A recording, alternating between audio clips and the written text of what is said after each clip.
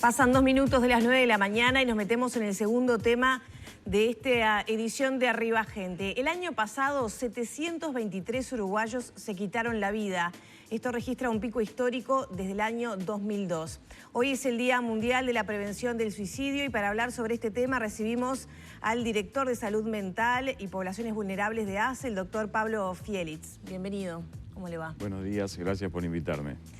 Bueno, las cifras que llaman la atención, ¿no? del aumento de suicidios del año pasado, ya las abordamos en este programa, pero me gustaría conocer un poco la opinión a qué se debe ese aumento en los suicidios, ¿no? Ese flagelo que afecta a nuestro país.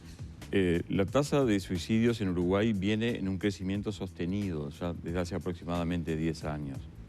Y no es posible establecer una única causa. Esto es un fenómeno multicausal. Digamos, la idea nuestra es ir generando distintas estrategias para tratar de reducir la tasa de suicidios. Una de esas estrategias fue creada ya hace más de 2 años, que fue la Línea Vida, que es una línea de apoyo a las personas con ideación suicida, que funciona para toda la población. Si bien la lleva adelante ACE, está dirigida a toda la población del país, usuarios de ACE y no usuarios de ACE. Y lo que vimos es que este año, en el contexto de la pandemia, el número de llamadas a la Línea Vida, que es el 0767, aumentó en forma notoria. Se multiplicó por más de 2,5 veces y en algunos meses se multiplicó por 6 respecto de los meses similares del 2019. ¿Qué situaciones se reciben allí? Básicamente, digamos, gente que está considerando la posibilidad del suicidio como una opción, aunque si bien también durante un periodo y sobre todo al inicio hubo llamadas que no tuvieron que ver específicamente con la ideación suicida, que fue buscando otro tipo de asesoramiento respecto de los lugares de atención, que policlínicas estaban funcionando, etc. Es decir, no todas las llamadas estuvieron centradas en la ideación suicida, pero diría que por lo menos en los últimos 3 meses sí, e igual sigue habiendo un aumento notorio respecto de las cifras del 2019. Un aumento notorio en las llamadas a la Línea Vida. Ahí está, pero ¿qué pasa con los suicidios consumados durante, no sé si hay cifras, ¿no? En lo que va del año con la emergencia sanitaria en el medio. Exacto, lo que nosotros hemos evaluado y pedido cifras para poder comparar periodos similares de 2019 y 2020 y, digamos, no ha registrado un aumento en la tasa de suicidios. En realidad está un poco descendido respecto al 2019 la cantidad de suicidios consumados. Digamos, hay algunos expertos a nivel mundial que plantean que en situaciones de crisis, de guerra, de pandemias, las cifras de suicidio tienden ligeramente a bajar y eventualmente después eso puede cambiar. La estrategia nuestra es tratar de apuntalar todos aquellos dispositivos que nos puedan permitir la detección precoz de factores de riesgo y en ese sentido la idea es desarrollar capacitación para los médicos del primer nivel de atención y para los médicos de las emergencias, que son muchas veces quienes primer contacto toman con este tipo de población. Entonces la idea es que estos colegas puedan detectar oportunamente factores de riesgo y poder derivar. Digamos, nosotros todavía estamos lejos de poder dar una respuesta integral a esto, por lo menos en ACE, y nuestro proyecto presupuestario incluye apuntalar todos aquellos dispositivos que nos permitan dar mejor respuesta. Fundamentalmente lo que son los equipos de salud mental de territorio, que son, digamos, el sostén de la asistencia en salud mental en el país para la población de ACE. Para ir por partes, esta capacitación a médicos, ¿cuándo va a comenzar? ¿Cuántos médicos va a abarcar? Seguramente esto lo vamos a iniciar el año próximo en función del nuevo presupuesto. Estamos conversando con distintos colegas que puedan llevar adelante esa capacitación. Así que yo pienso que antes de terminar la primera mitad de 2021, esa capacitación ya se va a haber hecho. Es decir, ha existido ya también antecedentes de capacitación en este sentido. Es decir, no es la primera vez que se va a hacer. De alguna forma nosotros queremos sobre todo apuntar a la detección precoz de factores de riesgo. ¿Cuáles son esos factores de riesgo? Bueno, por un lado, digamos, lo que tiene que ver con la manifestación de la persona, de no tener más voluntad de vivir, los cambios conductuales, digamos, hay algunos factores de riesgo que pueden facilitar la conducta suicida, como son el consumo de sustancias. Es decir, que cuando uno también interviene sobre ese tipo de problemática puede ayudar a mejorar las cifras. Digamos, por supuesto, los cuadros depresivos.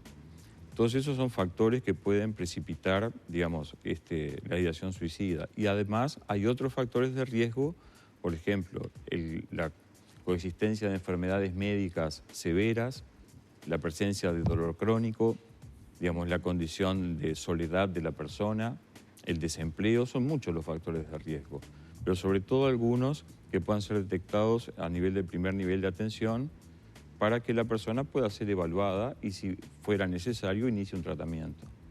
Un tratamiento que qué condiciones tiene en la órbita de ACE, en esto que usted decía de la necesidad de reforzar el trabajo y los equipos. Yo creo que los tratamientos deben abarcar dos aspectos.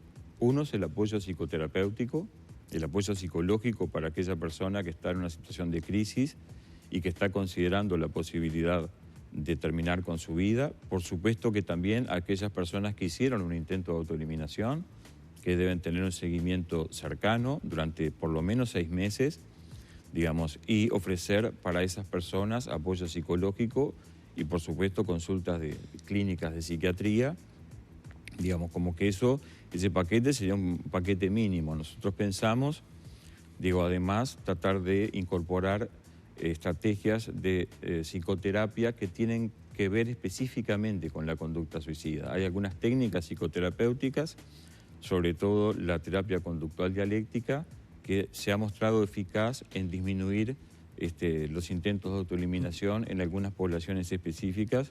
Esa puede ser una alternativa que se trabaja en forma grupal. Además puede haber apoyo individual. Digamos, son muchas las opciones que podemos tener. Lo que de alguna forma nosotros estamos complicados porque hemos tenido una deserción importante de psiquiatras en lo que hace a los equipos de salud mental, y para nosotros es prioritario, y eso está plasmado en el proyecto de ley presupuestal, solucionar eso. Digamos, tenemos que recuperar gran parte de los psiquiatras que se nos han ido, aumentar las horas de asistencia para poder dar respuesta a las necesidades de la población. Ahora, doctor, hace cuestión de 2 días atrás mencionábamos sobre un estudio de la Universidad de Boston que se realizó entre el 31 de marzo y el 13 de abril con respecto a la salud mental de los estadounidenses, y hablaban de que había habido un fuerte aumento de los casos de depresión a causa del COVID-19. Es decir, lo veían haber reflejado varios meses después, inclusive diciendo que había sido un impacto mucho más fuerte que el del 11 de septiembre y que el huracán Katrina, en cuanto a la depresión que generó en la gente. Muy asociado a la depresión económica, muy asociado a los problemas económicos. ¿Es dable esperar en el Uruguay que en la medida que van pasando los meses, desde aquel 13 de marzo, que fue cuando comenzamos tal vez o sin tal vez el confinamiento más estricto, es dable esperar que aquellos adultos mayores que se vieron alejados de sus seres queridos, ahora sabemos que la situación es un poco diferente, pero aquellas personas que consumieron, lo hablábamos hace un instante con el diputado Sánchez, consumieron sus ahorros porque tuvieron que hacerlo debido a que hubo que sostener los perjuicios económicos de la pandemia, ¿es dable esperar que en los próximos meses podamos tener un aumento de cuadros depresivos o de situaciones que requieran de la atención? Eso es posible, digamos. Lo que nos muestra, por ejemplo, la línea de apoyo emocional, el asterisco 1920, es que la sintomatología depresiva y los síntomas de ansiedad fueron los motivos de consulta mayores en todas las llamadas. Y, digamos, hasta altura llevamos más de 11.250 llamadas a la línea de apoyo emocional, lo cual habla de que, bueno, estaba respondiendo a una necesidad de esa línea. Entonces, lo que sí es que el número de llamadas diarias ha ido decreciendo. Fueron máximas al inicio y después digamos, el número de llamadas por día ha ido disminuyendo. Entonces, si eso se va a traducir después en depresiones clínicas, no lo sabemos. Es decir, pero lo que sí sabemos es que el impacto en sintomatología depresiva y ansiosa fue muy grande en la población.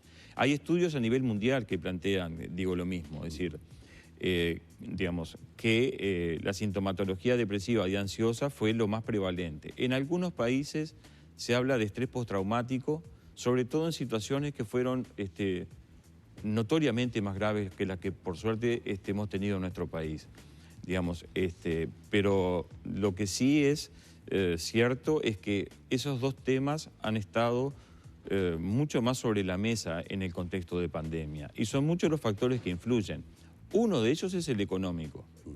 Entonces, pero también influye en la situación de aislamiento, la pérdida de contacto social.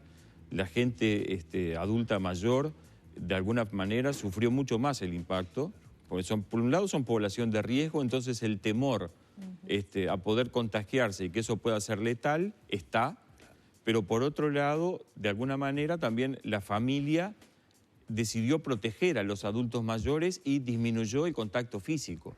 Entonces los abuelos vieron con mucho menos frecuencia a sus nietos, incluso a sus hijos, ni que hablar la gente que vive en residenciales, porque los residenciales por una cuestión de contexto sanitario en determinado momento suspendieron las visitas, entonces la gente veía a su familia, digamos, a través de la ventana, digo, o cosas por el estilo, que fue una situación, por supuesto, muy dramática, pero que entendible en el contexto de proteger y que no, digamos, entraran elementos de contagio desde afuera, porque es una población cerrada la que está en un residencial, pero digamos como que todo ese tipo de situaciones evidentemente generan estrés emocional. Ahora, si eso va a tener traducción en depresión clínica, no lo sabemos. Lo cierto igual es que ya de por sí nuestro país tiene una tasa, una prevalencia de depresión bastante alta. Esperemos que no lo sea entonces. Entonces esperemos que no lo sea. La verdad lo que de alguna manera nosotros podemos pensar, pensando en términos de ACE, que la población usuaria de ACE seguramente va a aumentar, porque de alguna forma la gente que termine la cobertura de desempleo o el seguro de paro va a perder la cobertura FONASA. Y esa gente de alguna manera, por supuesto que va a necesitar ser asistido. Entonces, nosotros pensamos, no sabemos todavía los números, pero que muy probablemente la población usuaria de ACE aumente. Doctor, muy amable, muchísimas gracias por estos minutos en la mañana de Arriba Gente. Gracias a ustedes por invitarme. No tenemos por delante una perspectiva muy alentadora, habrá que estar obviamente atentos. Hemos estado dialogando con el doctor Pablo Fielis, director de Salud Mental y Poblaciones Vulnerables de ACE.